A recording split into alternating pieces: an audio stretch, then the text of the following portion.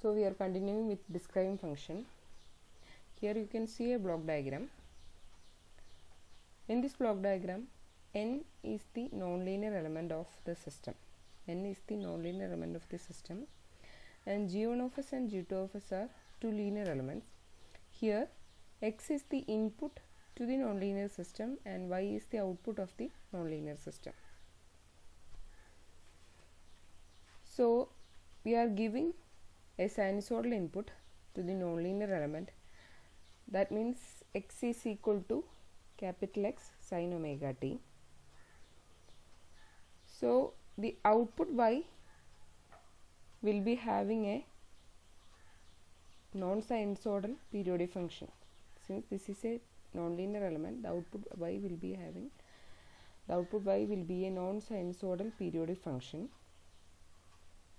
And by Fourier series representation, we can express output y is equal to a0 plus a1 sin omega t plus b1 cos omega t plus a2 sin 2 omega t plus b2 cos 2 omega t, etc.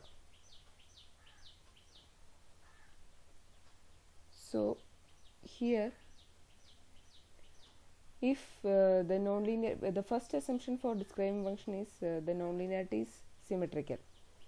When the nonlinearity is symmetrical, the average value, that is a0, will be 0. If the nonlinearity is symmetrical, in the case of Fourier series representation, if it is symmetrical, if the signal is symmetrical, the average value or constant value will be 0. So now our y will become a1 sin omega t plus b1 cos omega t plus a2 sin 2 omega t plus b2 cos 2 omega t. Now if you are not applying any external input, that means when this r is equal to 0, then we are feedbacking the output c through g1 of s and g2 of s to the nonlinear element n.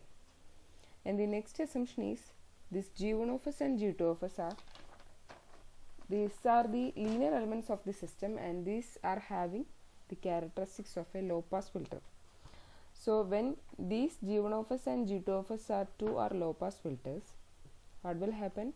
All the higher order components of this equation will get eliminated, and since these are low pass filters, the higher order components will get eliminated, and our output will become only y is equal to a1 sin omega t plus b1 cos omega t.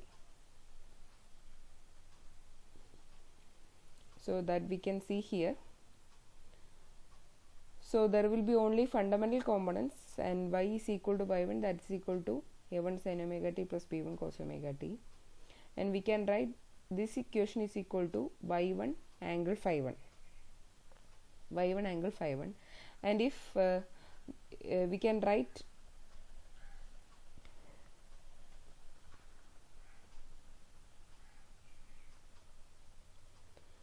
so our y1 is equal to capital Y1 angle phi 1, that's we can write it as y1 is equal to sin omega t plus phi 1, where the magnitude y1 is equal to square root of a1 square plus b1 square, and phi 1 is equal to tan inverse of b1 by a1.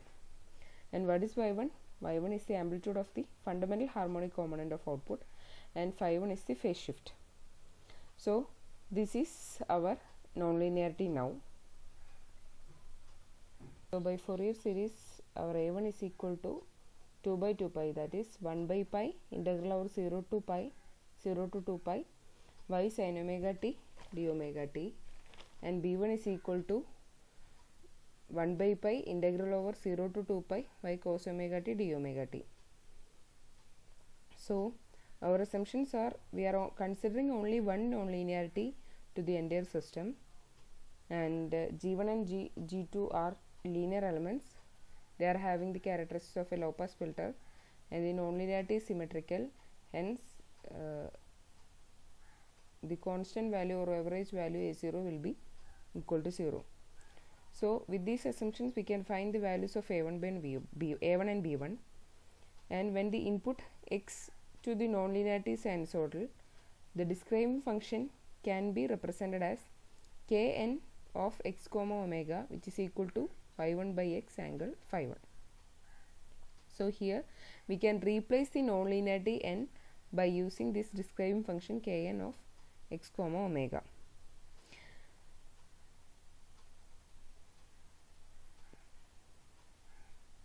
So the describing function analysis can be used for the stability analysis of nonlinear systems. We can use the describing function analysis for the stability analysis.